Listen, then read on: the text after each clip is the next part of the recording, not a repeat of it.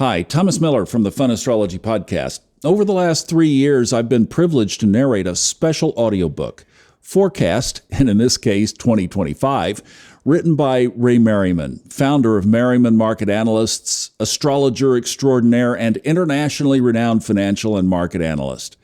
The book is a look ahead over the next couple of years from an astrological and cyclical perspective. And for Ray, this is the 49th time he's produced this almanac. I had the opportunity to talk to Ray recently to discuss the book and what he sees coming ahead through both his charts and his half-century of experience doing this. So here now is my interview with Ray Merriman. Well, Ray, welcome back to this Fun Astrology and Subconscious Mind Mastery podcasts. This is our third go-around. Yeah, thank you. I'm looking forward to this interview and our discussion once more. Thanks for having it.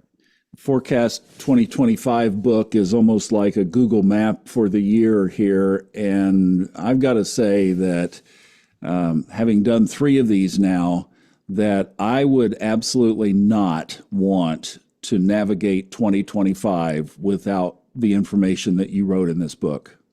Yeah, well, there's so much going on, it can be overwhelming, and I do my best to separate it, but still trying to tie all those pieces together.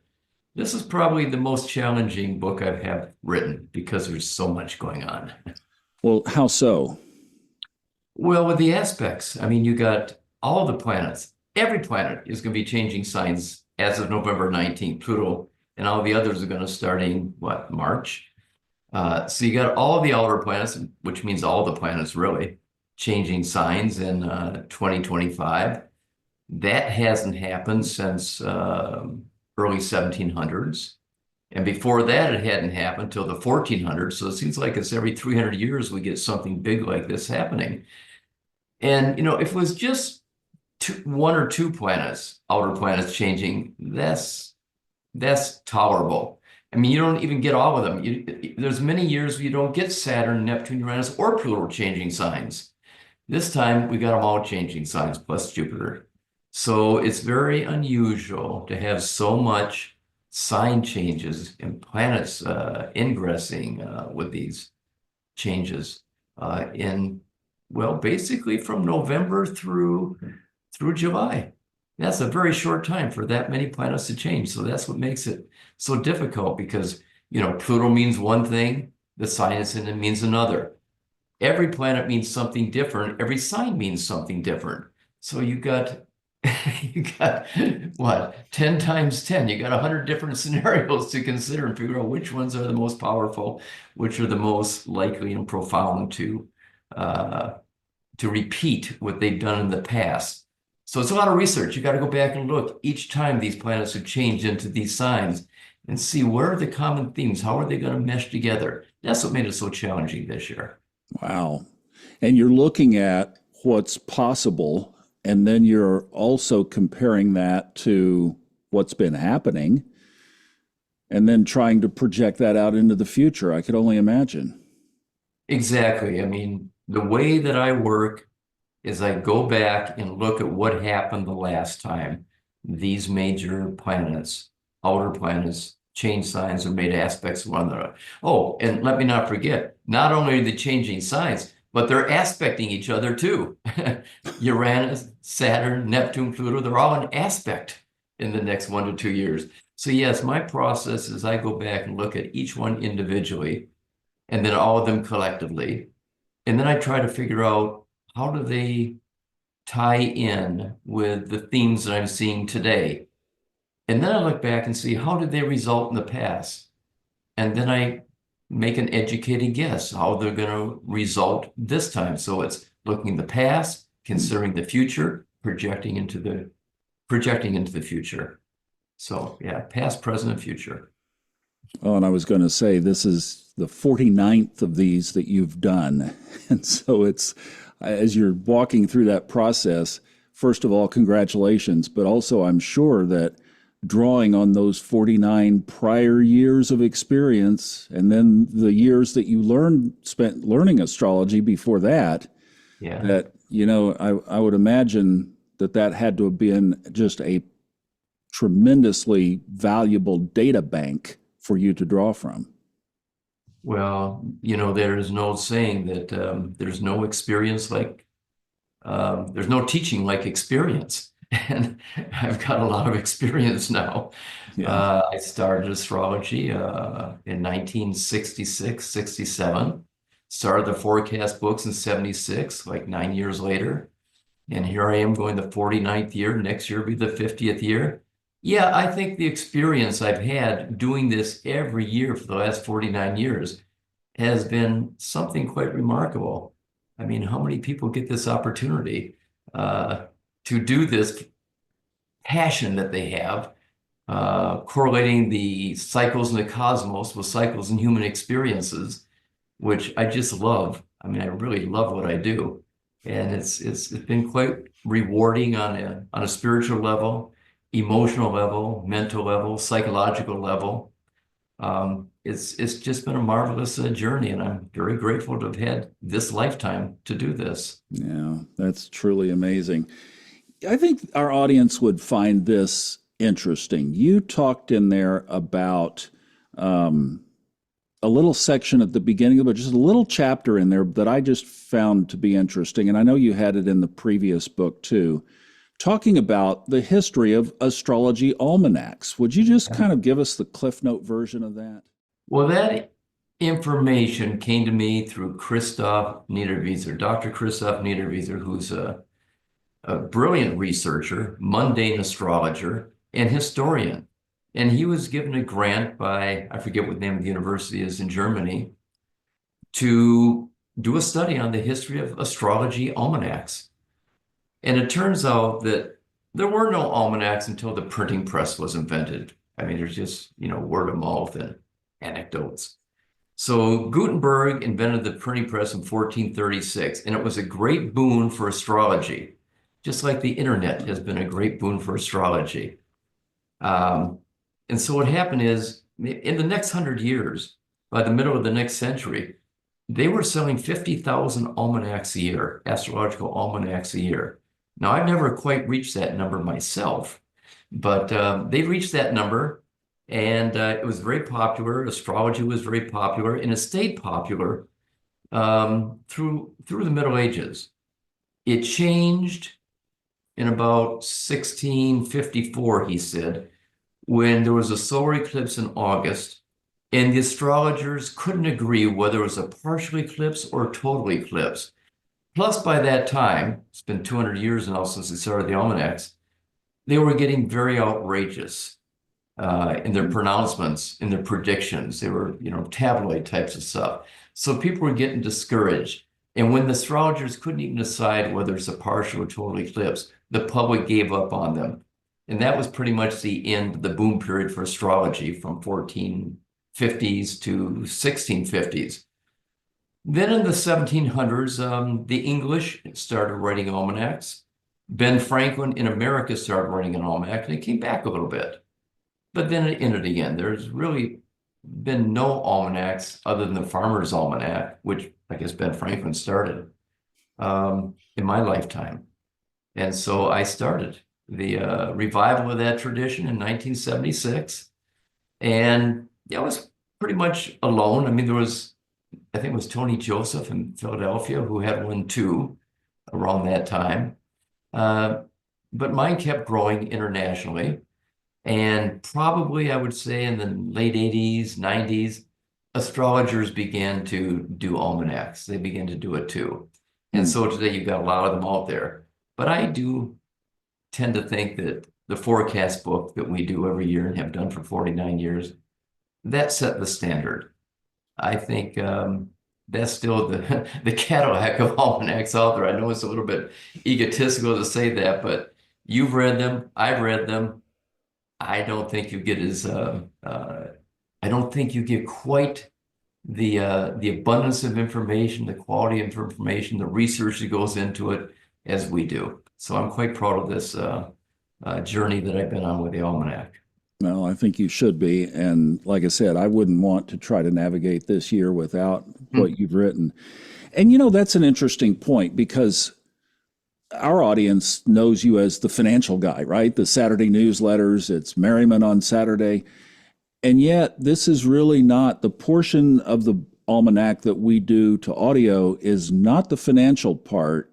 So Right. you don't have to be interested in stocks and bonds and mutual funds to get tremendous value from this. How would you describe this to somebody, the typical elevator pitch who is not into the financial part? Well, it's mundane. It's an overview of the long-term planetary cycles in effect now and what correlation they had in the past in terms of politics, wars, economics.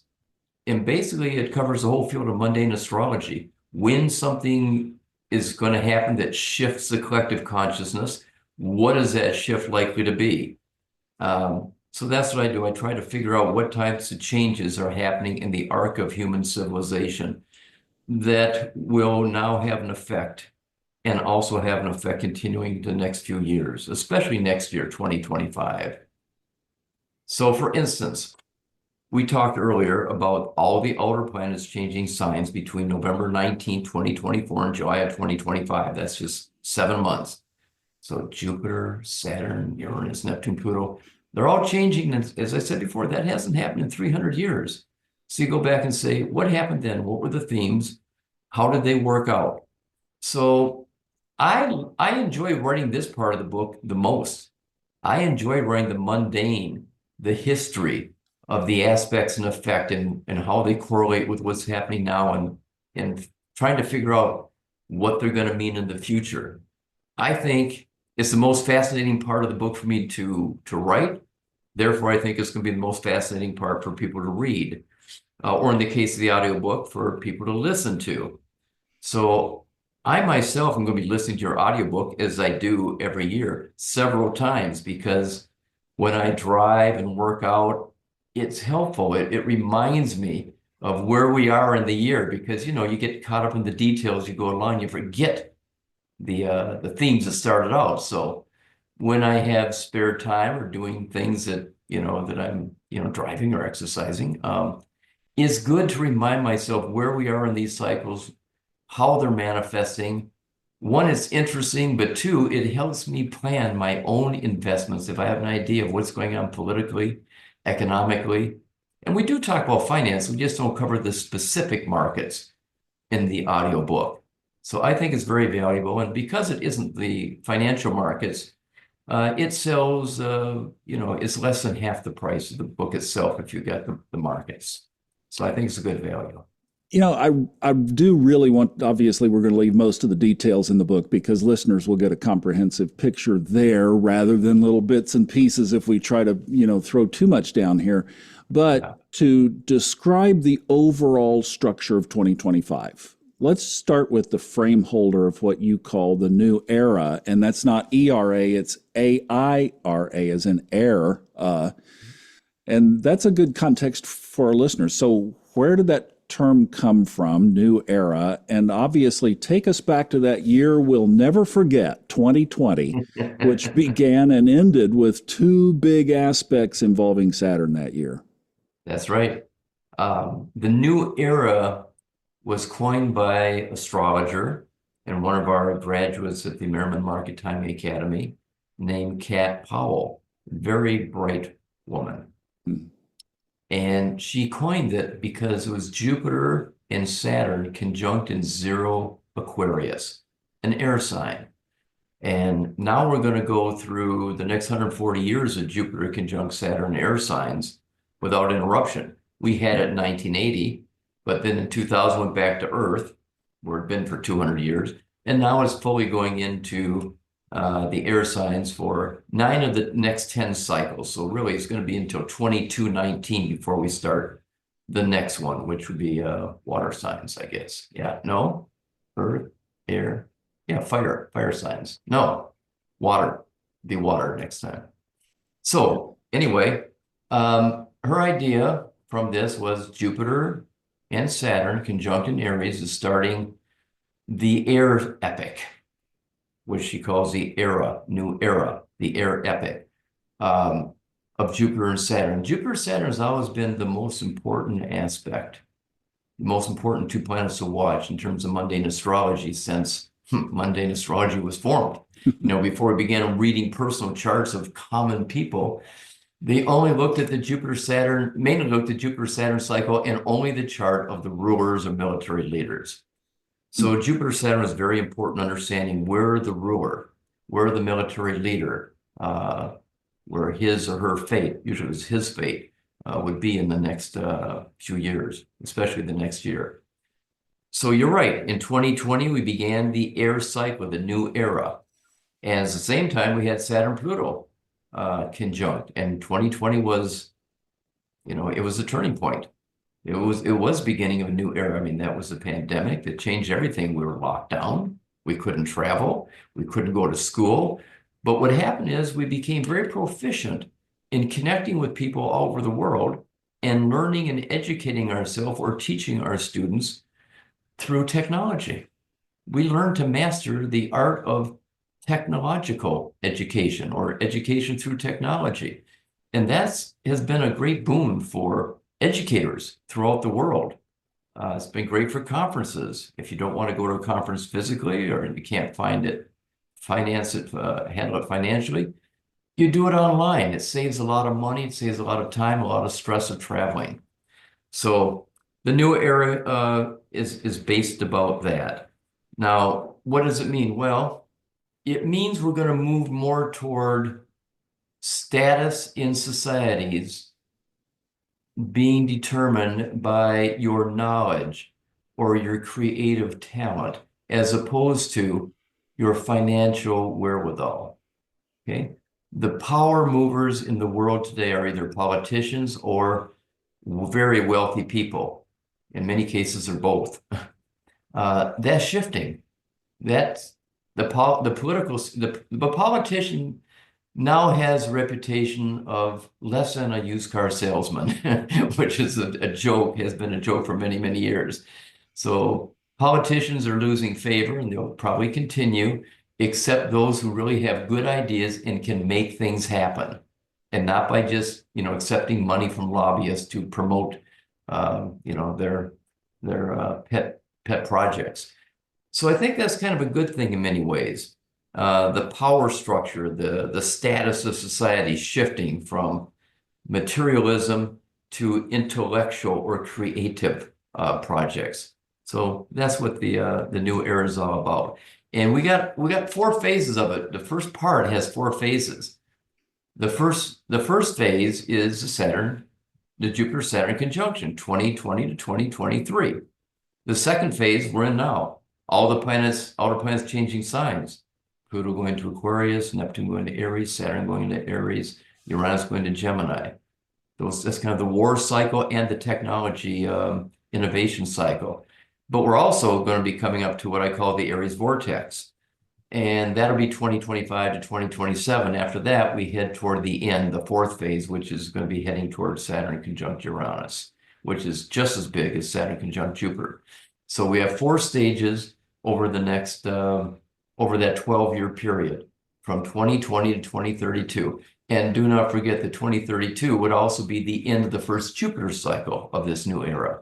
So that is a beginning and ending stage of the new era. The 12 years. Yeah.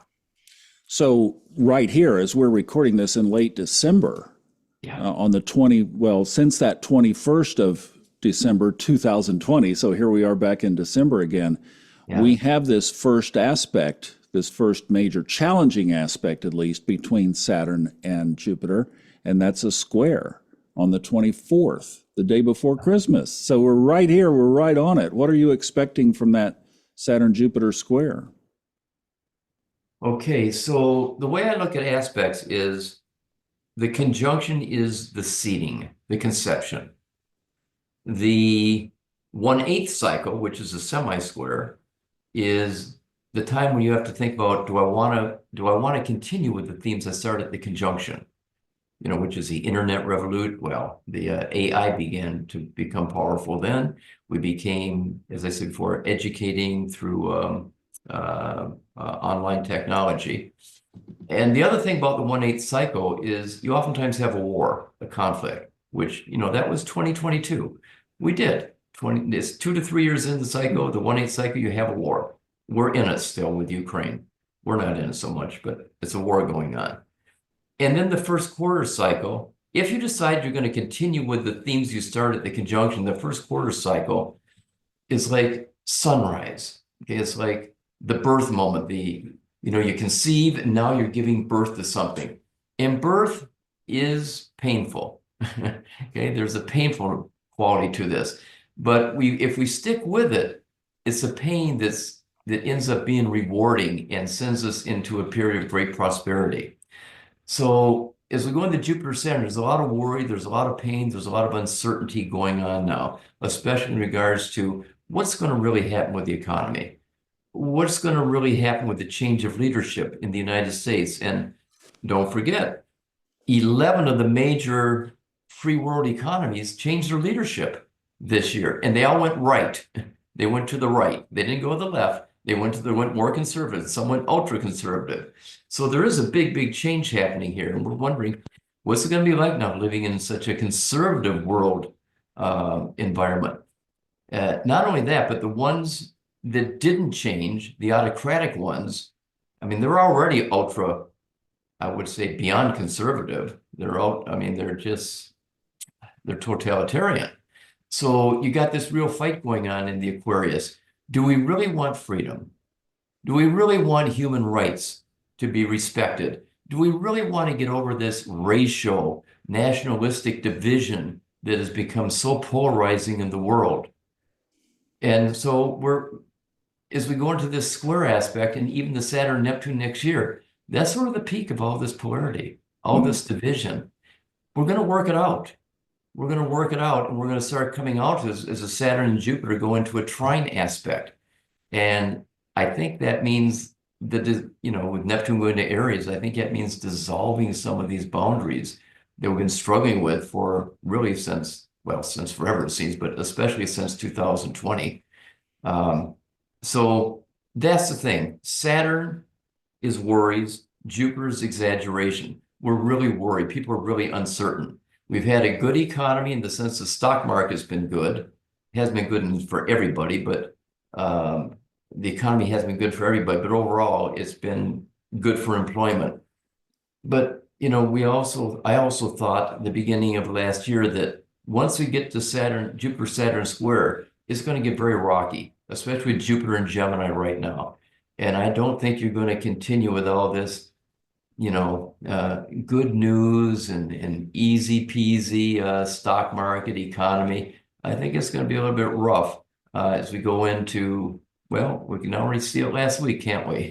The stock market took a bit of a hit last week. And I think before we get to the final passage in June of next year, we may see the biggest decline we've had since 2022 when Uranus and Saturn came back to that square aspect in the fall within a degree. I think we're going to see another one of those, maybe two of those in the next year. So that's what I think of the Jupiter-Saturn. The worries we had in 2020, we had economic worries, we had health worries, we had leadership changes. We're doing the same thing. I think there's going to be health worries again. Hate to say it. I think there's leadership change uncertainty. And I think there's financial and market volatility going on coming up. Now you see why I said you have to have this for a roadmap for the year ahead. And all the details, of course, around this are in the book. Let's just grab Pluto for a second here, because obviously that was the other player, and you mentioned it in 2020. It kissed Saturn right on the lips, and 3 weeks later we were in a pandemic. And Pluto now is in Aquarius. That's what everybody's been talking about. It may be in Aquarius for the rest of both of our lifetimes. Who knows? But it has been baking over that 0 degrees Aquarius point for over a year. So what do you think about just your take on, again, the snapshot version of Pluto in Aquarius for the next 20 years? Well, related to that, before I get just into the Pluto Aquarius, is the Saturn-Pluto is 45 degrees apart. So it's in its 1/8 cycle. That's that abortion phase again. So all the themes we had in 2020 with Jupiter, Saturn, and Saturn, Pluto, they're coming back again. You haven't seen it yet, but I think there's going to be concerns about the flu season. Remember back then we had assassination of a general, Soleimani from Yes. Iran. Iran, And there's yes. a lot of assassinations going on now. The head of CEO of United Health was just murdered. These kinds of things are present under Saturn-Pluto influences, and that's been in effect for a couple months, and I think it remains in effect till maybe the end of January, early February. So Pluto specifically itself is now in Aquarius, as you mentioned, as of November 19th, 2024. It's going to be there for the next 19 years. So it's been going back and forth for 2 years. So the masses, Aquarius is the masses. Pluto is reform. Okay.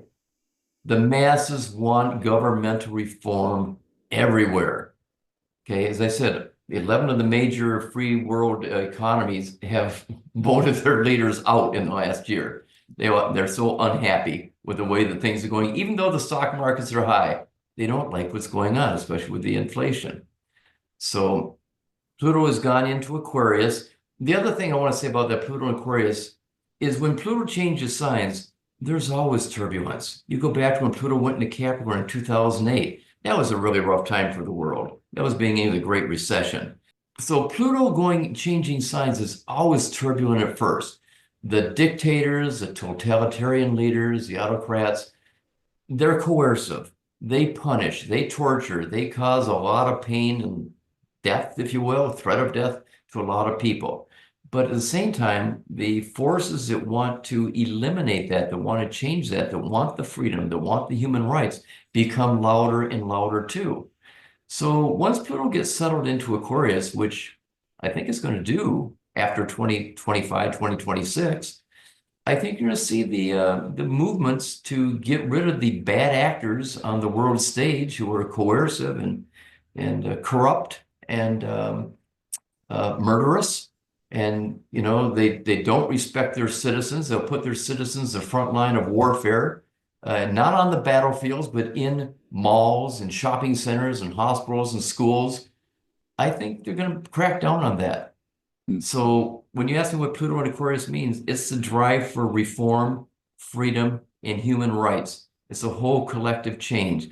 It's the respect again of intelligence and out-of-the-box thinking as opposed to appeasement and just going along with the masses. I think people are dedicated this time. They're going to really push for reform, and they're going to get it before, in the next 20 years. I think if they're going to get it in the next, 3 or 5 years, it's going to happen. Wow. Boy, it is. I mean, when people say you better have enough popcorn, they're not kidding, are they? That's true. It's like, wow. Yeah. All right, let's throw one more log on the fire here and get this one out of the way because we're going to get 2 for 1 with this. You talked about it last year, probably introduced it, the Aries Vortex, which kicks off early in 2025. Would you describe that again with a thumbnail and what you're seeing as far as not only, now here we're talking about as you were seeing things unfolding, and even since you wrote the book in October, November, we've already had things unfolding. And then what do you see that projecting forward? Yeah, that's true. Well, the idea of the Aries Vortex was stimulated by astrologer Daniel Gordon of Oregon. He wrote me one day and says, you talk about the Saturn-Neptune coming up. We got to give it a name. Because, in the late 80s, early 90s, when all those planets came together in Capricorn, I called it the Capricorn climax. And that stuck. And that was a big, big time. That was where the internet became the model for business as opposed to the malls and the shopping centers and retail outlets. The retail went to the internet. It was also the fall of the Berlin Wall and the demise of Russian communism at the time. So it was a big, big change then. The second was the cardinal climax that I named for 2008 to 2015. That was a big change. We had the Great Recession then. So he said, what are you going to call this one with these planets, Saturn, Neptune, Aries? And I thought about it, and I looked at the chart, and I noticed, oh yeah, Saturn and Neptune is conjuncting in Aries. In fact, it's 0 degrees Aries, right at the beginning of the zodiac. And on each side of it is Uranus and Pluto changing signs. Uranus going to Gemini, Pluto into Aquarius. The midpoint is Saturn, Neptune. So it's creating a funnel. You got the Uranus-Pluto trine funneling down to the Saturn-Neptune conjunction into 0 Aries, which is beginning of spring. So it's a funnel or a vortex. So that's the composition of it, 2025 to 2026. Saturn-Pluto conjunct at 0 Aries, Uranus-Pluto midpoint conjunct around 0 Aries, hitting the Saturn-Neptune, beginning of the spring season. So that's what the Aries vortex is about. To me, this is the peak of, as I said before, this is a peak of polarization, of division. You remember when we began Pluto going into Capricorn, T-square, Jupiter, and Uranus and Aries, T-square, Mars, Saturn and Libra. We had that powerful T-square. That was when the whole idea of diversity was so popular, it became popular right after that. It became viral on the social media. Everybody wanted diversity, but it didn't turn out the way they thought because they forgot that diversity has to be in service of unity. Okay, it's great that we have a colorful society and we recognize it's colorful and we value that, but it's not good if we forget that we're also part of a common human family. And so what we had with Saturn-Neptune is increasing division. It's really increased a lot since 2020. You know, you have all these identity politics that are based upon the color of your skin, the political party you're affiliated with, your nationality.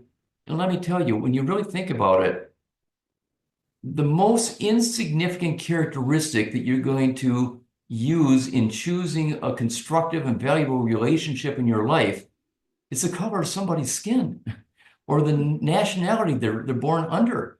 You know, those are things you can't change. You're born where you're born the color that you're born, you have your height. You know, you can't change those things. So using those as a means of discriminating or dividing people, separating people, that's not going to dissolve. That's what Saturn does. Saturn says, this is my boundary. This is what makes me different. Anybody outside of that is not like me, and therefore they're not as good as me. Okay, they're a threat in some way. Neptune comes along and dissolves. It wants to dissolve those boundaries of identity politics that separate us under the banner of diversity, but forgetting the banner of unity that we share together. And that's what's going to change with the Aries vortex, I believe. Let's pull all this together then. And let's say you're not at an astrology conference. Let's say you're at a party or with some friends or something, and somebody knows what you do enough to say, hey, Ray, what do you think of all this stuff going on right now? And like, how should we get ready for it? How would you just answer a simple person's question, not from an astrological context? From a non-astrological context, I would first of all state that everything's changing that we've known in terms of society, in terms of work, vocation. The labor market is going to change. We're going to more efficient methods with technology. Technology is going to eliminate a lot of jobs, okay? And I think the most important thing on people's mind as we go into this is, what do I do? You know, what do I do as all the, I mean, how can I take advantage of it? How can I protect myself?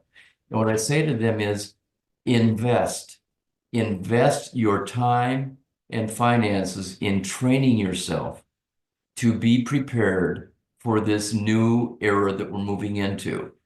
Train yourself in a skill, in a talent that you have passion about, that is going to be in demand by other people. We're going to have it's going to be an entrepreneurial society more than, you know, a big corporation that hires all these people. That's peaked. That is peaked under Pluto and Capricorn. That's going to start to change. And we're going to see more entrepreneurial activity going on. And you should train yourself to be successful as an entrepreneur, either where you have a small business or you have a skill that somebody who is getting into a business, a new business, is going to need. That's what's going to be changing. So train yourself. Educate yourself in something that you have a passion with, so that you have a skill that you can live on, survive with in the new era, because the government isn't going to take care of you. It's running out of money. It's not going to take care of you. You need to have a skill that's serviceable and of value to other people, because we're still going to have a currency economy.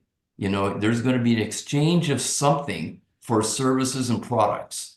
What do you have in that exchange process? That's what you need to focus on. And that's going to save you in the next 20 years. Wow. Well, let me ask you this, because a lot of people in this audience love astrology and they're passionate about astrology. Yeah. And it's kind of a, right now, tough nut to make a living in astrology. And yet, when you say that, so many of our people would drop a hat right now if they could be full-time astrologers. Yeah. So what do you see as far as astrology? And then do you think that if there is like a spiritual shift underway, might it become popular enough that there could be other revenue streams that could come from it? I mean, just kind of throw it out there as to what you see for I astrology. do think so. I think you got to look at your life as an astrologer as two paths from here on. There's AI coming up, and AI is going to take a lot of the information component of our service out of our hands. A lot of people are going to get their astrological insights because they just want information through the internet, and AI is going to provide it. So you need to learn AI and be able to provide that kind of a service, whether it's report writers, whether it's a lower level of a service that you offer for your clients, you just give information. However, as people become more and more familiar with just the information part that AI can do, they're going to realize that AI can't be there in the moment with what you're actually going through, what you're actually experiencing. This is where you need counseling or consulting skills. Information isn't going to be enough for the person who really wants to make it through a tough period in their life, because all information can do is tell you you're in a tough period of your life. It doesn't give you a choice of how to handle it. It might say this is what's going to happen, but very seldom is it going to give you choices based upon your position in life and your direct experience. It's going to take a while for the public to get there, but I think by the time Pluto gets into the second decanate of Aquarius, say 10 degrees or so, 10 to 20 degrees, people are going to realize that there's a limit to how much AI can provide for their need for astrology guidance. So you've got information, you've got consulting skills. Get yourself trained in the information part, get yourself trained in consulting skills. It's going to be a rough couple years for astrologers because the public thinks, oh, I can just go to the internet and get it. But as I say, they're going to get wary and they're going to get exhausted and they're going to get frustrated that they don't really get the answer. They just get information as to what's going on and what's going to happen. It's like fortune telling. I don't think AI can really do counseling. I mean, yeah, it can act like it's empathic, but it's not. It's mental. It's information based. It can't hand over a box of Kleenex when you need it, can it? No, that's right. I have a number of listeners who are on both sides of the fence of what you're talking about. Either they have their master's level or some doctorate, some have doctorate level, and they're practicing, and they want to fold astrology into their existing practice. Yes. And conversely, a lot of people who are interested in astrology and they have the bones of that want to get their counseling degree at least to the master's level. Yep. And put the two together. That's what you're talking about? That's what I'm talking about. It's really the reincarnation of modern day astrology. That's where modern day astrology came from. It came from the field of psychology. The early modern day astrologers were psychologists or people who had backgrounds in psychology. That was in the 60s and 70s. We didn't come out of the fortune telling community. We came out of the psychological community because astrology was seen as a helping profession to guide people through therapy, through their transitions and development and growth in life. And astrology was a great asset to the psychological community, as psychology was to the astrological community. So they were kind of tied together. And then that went into disfavor about the time the internet really and social media really began to have clout. I would say around the end of the first decade of this century, 2008, 2012, in that period, You know, you had the cardinal climax, you had Neptune going to Pisces, and suddenly, especially the cardinal climax, traditional astrology, okay, became ever increasingly more important. And today I'd say it's about even between modern day astrology and traditional astrology. What's the difference? Well, you can combine the two together, but modern day astrology takes a position that the astrologer is the choice giver, not the choice maker. Okay. So if you want astrology to make the choice for you, yeah, study the fortune telling part, study the oracle part, study the divination part of astrology. If you want to help people, show them what their choices are and guide them to make a decision consistent with their values that you have to understand as an astrologer, you better know a little bit of astrology. You better be a little more humanistic as a modern day astrologer is. And I think that's why I think you're going to see the resurrection of modern day astrology, humanistic astrology, coming up by the end of this decade. And that would be a boon for those who are trained in both. And of all these changes that we're talking about, are you seeing that more coming from the Pluto in Aquarius than any of them? What's driving that? Yeah, What change is driving that? I would say it's Pluto in Aquarius and also just a new era. You know, we're an air sign. We're intellectualism, as opposed to all that Earth we've had for the last 200 years, which is pragmatism. You know, I don't care, you know, about these things. I want to know is how am I going to do financially? Is my marriage going to last forever? I mean, they want to know these things that give security. Okay. But now they're going to dig a little deeper and they're going to want to know how to navigate, you know, what information, not just what information, but what skills do I need to develop? What talents do I need to incorporate in my life?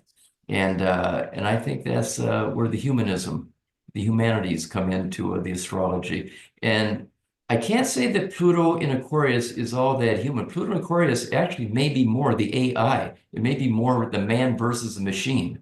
Okay, the compassion part, the counseling part, that's more with Neptune. Okay, that's more with Neptune. I know Neptune's going to Aries, but Neptune is sextile Uranus. It's sextile Pluto. And it's been that way since really modern day astrology began, the 1940s and 1970s with Dane Rudhyar, and then it began, you know, moved into, you know, our generation. But Dane Rudhyar was sort of like the forerunner of that back in the 40s and 50s. So I see it all that coming back. And yeah, Pluto in Aquarius is like the revamping of astrology. We now got to deal with AI and the need for information, man versus machine. But the Neptune part is the counseling. You need to put the two together. You need that sextile to work for you rather than just pick part of it. Man, I love this. I love what you're saying. This is incredible. We're going to do a little lightning round here to wrap up. But before we do, I did want to ask you at the in conclusion of the book, you have the retrogrades for each year. And so for next year, Mercury, Venus, and Mars, which we are in now, it came in with a bang, like we were saying. You mentioned the United Healthcare CEO assassinated in Manhattan. The French and Syrian governments fell that same week. And even now, the South Korean president is out after implementing martial law and tremendous pushback against what in the world are you doing? So I remember, I think in the book and maybe in one of your newsletters, you said, so with all of this, and we're in some pretty delicate real estate in our own country right now, the next till January 20th. Yeah. Any surprises with Mars? Did it come in hotter than you might have expected, or pretty much like, no, that seems like about right? How did it land for you? Well, that's a good question. The three most important retrogrades in my experience are Mercury, Venus, and Mars. Okay. Each one of them causes uncertainty and volatility in politics and social activity and in financial markets. And now from November, was it 25th, when Mercury went in retrograde, really through April 12th, you're going back to back from Mercury to Mars to Venus. We're in a retrograde, warp, if you will, vortex. There you go. It's what do you call this? An abyss. Like these are the most uncertain times when these planets are retrograde. Now they're all going retrograde back to back. So there's a lot of uncertainty going on. A lot of it's going on into January 20th. I mean, all the world governments outside the United States are worried, like, is Trump going to really tariff us 60%? Is he going to raise tariffs 20 to 60%? What's that going to do? They're out there hustling, trying to figure out new supply chains ahead of this. So you're going to have a whole era here. Really, I think it's going to go through. It's really going to go through middle of next year, because even after Venus goes direct, you got Jupiter squared Saturn and Neptune. So you're mired in all this retrograde and Neptune difficulties, if you will, going on through the middle of next year. As the governments think about, what am I going to do with my trade policy? Am I going to trade with the United States? Am I willing to pay 20 to 60% more, or should I go to another nation that's not going to charge me that extra tax? So it's all that uncertainty. So here we got the economics. We got Trump talking about lowering taxes, which would be good for business, good for consumers. Decreasing regulations, yeah, business likes that. That's good for the economy. So you got these positive things for the economics conflicting with tariffs, which are raising taxes for consumers and raising taxes for those who would import from our country. So it's very confusing. And I don't think it's going to settle down until we get past Jupiter square Neptune, which is also with Saturn. So when you asked me about, did this come in as powerful as I thought? Well, yeah. I mean, Pluto, first of all, is changing signs about the time Mercury went retrograde. Pluto changed into Aquarius fully November 19th. Mercury went retrograde the 25th. Mars went retrograde, December 6th or 7th. So, with the Pluto part, that's the bigger one. You're seeing all the turbulence, the efforts toward getting rid of those who are in your way, or who you see as threats, like the healthcare CEO, like Assad in Syria, like the leader of South Korea. Yeah, people want to move. The Pluto wants to move them out. They want to get rid of them. And what I find most interesting is the 3D concept that came out with the assassination of the head of United Health Organization. And it was said that there are people trying to sympathize with him because the health insurance company has these 3Ds: delay, deny, dispose. I mean, how Plutonian can you get? And Saturn. Delay, deny, dispose. That's so Saturnian Pluto. And we're under Saturn semi-square Pluto. So I think it's going to be a very volatile, uncertain, challenging time between now and the middle of next year. And my advice to people is don't panic, because it's volatile, which means, yeah, there's sudden changes, but it changes back again. You might have a mini panic in the stock market before the end of June, but it's going to bounce back again. It's not going to stay there. So I would say that, whenever you're confused, just remind yourself that, tomorrow's another day. It's going to change again. If you're an investor, don't get scared out of your position. Look at these deep declines as opportunities to buy low, because there is another rally coming up, I think, going into 2026 from these 2 or 3 major disruptions I see happening next year. That's how I approach it. Good deal. Well, that's the ebb and flow of the market that you've been watching for the last 50 plus years. That's true. I'd like to wrap up. I have a couple of questions I'd like to throw at you, lightning round style, just kind of quick answers. Okay. But before we do that, I just wanted to make sure we've skipped the rock. I've skipped the rock with you across the top of the pond of what this book is about for Forecast 2025. Before we go to the lightning round, is there anything else that you would want to cover that I didn't ask you? Well, the main thing I did want to cover short term is the fact that we're in this rolling retrograde period, of uncertainty. And I think we discussed that. We want to look at the down times as opportunities because reversals are going to happen. I think also the other thing I would mention is that with Saturn and Neptune coming together, I wrote this in a book. I quoted Tina Turner about what's love got to do with it. Okay. Well, it's got a lot to do with it. You know, you tend to think with Saturn and Neptune, that could be great disappointments because things don't go as you plan. But on the other hand, it's also true what the Beatles said. You know, the love you give is going to be equal to the love that you get. And that's Saturn and Neptune. Saturn is just. Neptune is ideal. It's the idealization of love and caring and compassion. So if you aren't getting enough love or enough compassion, you need to give a little more. Give a little more of that. And if you're worried about what's love got to do with it, if it means, you know, love comes with a broken heart, well, that's the risk of love, of taking the chance and putting yourself out there. You know, yeah, you may break your heart, but your heart's going to mend again. It's going to come back. So don't be afraid of taking those kinds of risks. And don't be shaken out of situations just because you have fear. Saturn and Neptune can be a paranoid fear that the worst is going to happen. The worst isn't going to happen. Saturn and Neptune is just the paranoia of the fear that the worst is going to happen. Be a little bit more manic. The best is going to happen in the end. I always appreciate your positive outlook on things. You always bring it back.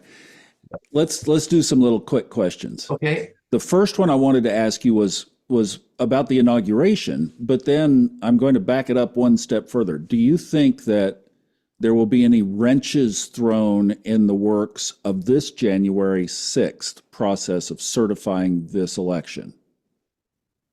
No. And then do you think that the inauguration will come off smoothly? I don't know. I think it will, but I don't know because I think Trump, his first 100 days in office aren't going to be as smooth as he thinks it's going to be. And so that might start with inauguration. I don't think it starts. I think it starts when he starts doing executive orders. I think the inauguration will go okay. So you think he'll get everything to and through the 20th, and then the parties that night, you think will not be interrupted? No, I think there'll be, well, there might be some protests, but I don't see any. Okay, there is a possibility. You know, he's under a difficult aspect. As I wrote in the book, he's got his progress Mars on his natal Chiron and his natal Jupiter. They're together. And it's also United States Saturn. So his opposition isn't going to bow down and give him a break for the first 100 days as you would normally want. So there probably will be some protests. I can't rule out assassination attempts. I don't want to predict that. I won't predict it, but with Mars on Chiron, it is a wounding. And from the wounding, you get to be more of a healer. And he did get wounded. And for moments there, he does show times of, you know, like a change of personality, but then he falls back to the norm again for him, which is abnormal for us. But in any event, there are still threats. There's still going to be threats.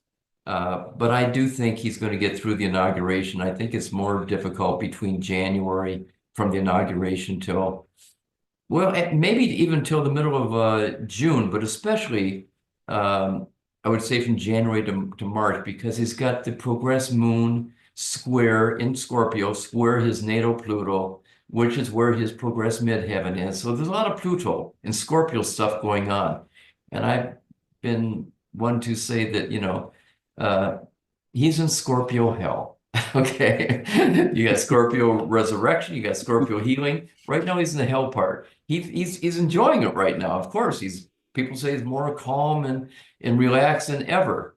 But it's not going to be that way the first 90 days. I think he's going to have a lot of conflicts he's got to get over. So right. You know, hopefully he gets through it, because he's one we chose to be the head of the leader of the Aries Vortex we're going into. Well, let's push it forward. Do you think he fulfills his term? I think so. I think yes, I think he fulfills his term, but I'm not going to rule out another assassination attempt. I'm not going to rule out another stock market crash under him. What about Putin? Do you think he will be in charge of Russia 4 years from now? No. Do you think the United States will be in, let's say broadly, a stronger or weaker position overall, economically, politically, 1 year from now? Stronger. When you write the Jubilee 50th edition, you think we'll be stronger? Yes. What about the national debts? Because obviously that's a house of cards, but we've kicked the can down the road as long as I've been alive, as long as you've been alive. Yeah, we need to do something about that. I want to be hopeful about Doge, Department of Government Efficiency. I think that is the way to go. I think that Elon Musk, I don't know about Ramaswamy, but I think Elon Musk is capable of eliminating waste, which it's got to start somewhere. I'm in the process of moving now across the country, and I have anxiety, but I have worries about it. But once I start, and I have started, once you're in the process of doing it, your confidence comes back. It's not as difficult. It can be done. And so I think Doge has possibilities. I know a lot of people don't like Elon Musk and Ramaswamy, but I think this is a brilliant move, and I think there's a possibility that their efforts will start leading into results that start balancing the budget. And hopefully the president supports it and doesn't throw them under the bus. The next question I had was about a market drop, and I was going to ask you, do you feel like there could be? You've more than said yes on that. Let's put some numbers to it. If 10 is, I am absolutely positively certain, you can write it in concrete, and 0 is, nah, it's not going to happen. Put it on a scale of 1 to 10. How certain do you feel there would be a 20% drop in 2025? Oh, I feel pretty certain. I would give it 8.5, 9. I'd Okay. rank it way up there. All right. Yeah. And then where will be some incredible money making opportunities in sectors in 2025? Aquarius and Uranus and Gemini trine Pluto, which is your technology, your artificial intelligence, your space exploration, your electric vehicles, all the things that rule Uranus, Gemini, and Aquarius.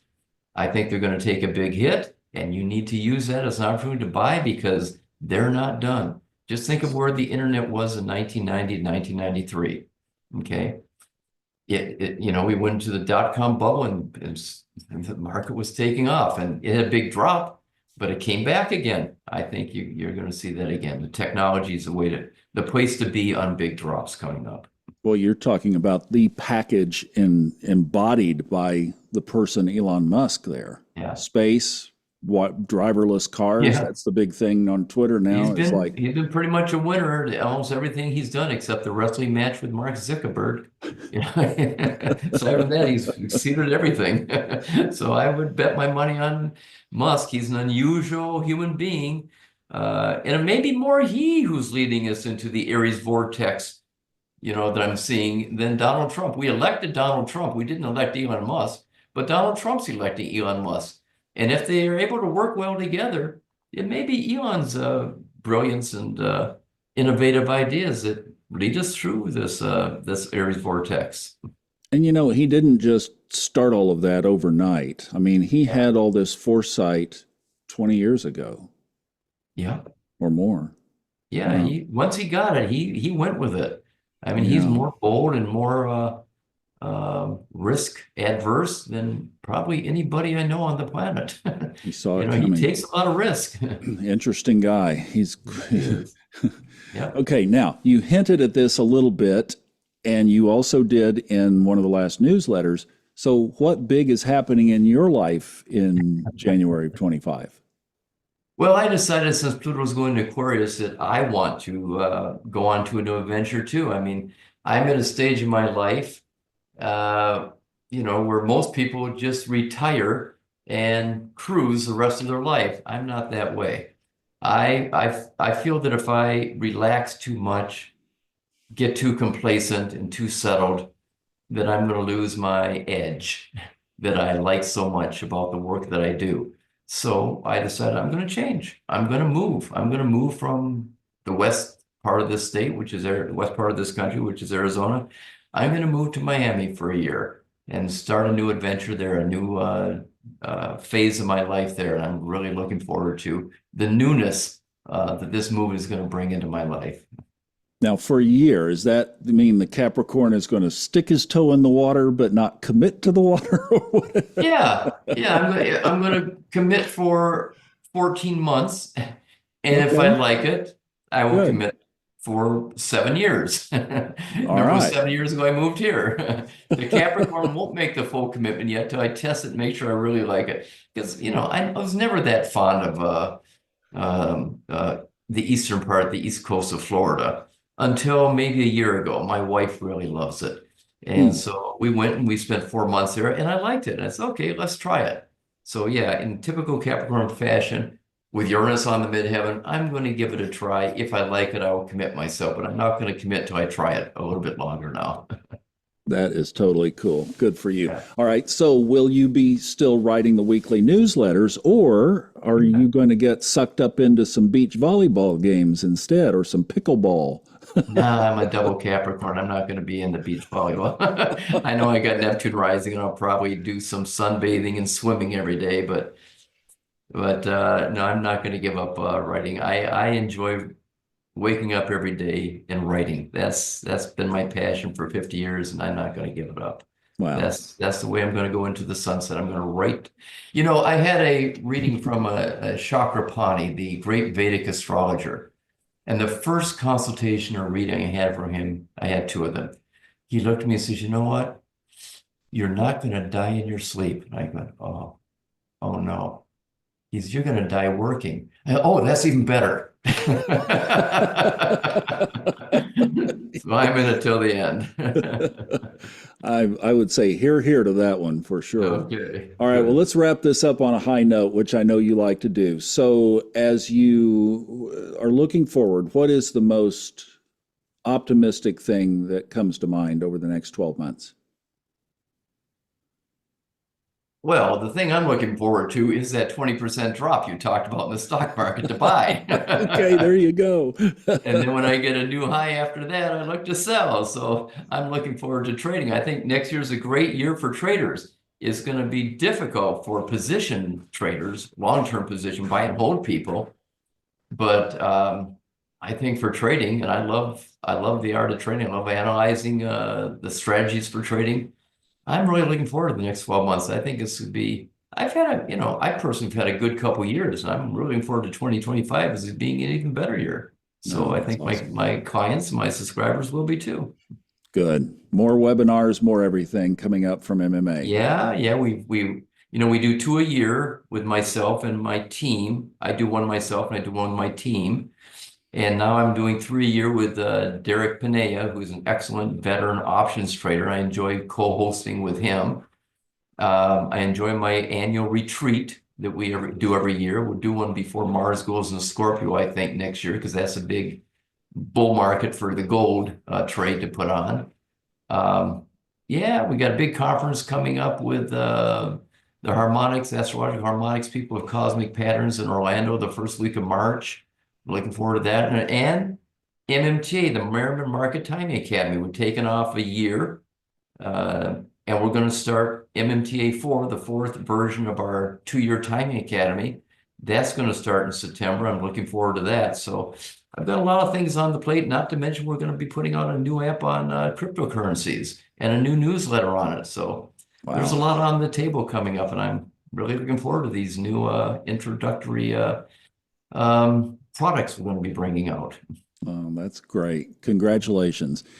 And And Thomas, I'm congrat. looking forward to working with you next year too. I mean, you've done an excellent job of putting our thoughts and our weekly column and our book into audio, which I really appreciate, and I know many of our subscribers do. So thank you for what you've done on our team as well. I consider you one of our team members for Oh, sure. thank you so much. That means the world to me, and I was going to thank you in return. So I really Okay, appreciate the opportunity. Thank you as you're well. welcome. Thank you. Ray, it's been great having you again. I can't wait to do it for the 50th anniversary of this Oh, that has to be newsletter. something, isn't it? Okay, look forward to it, Thomas. All right.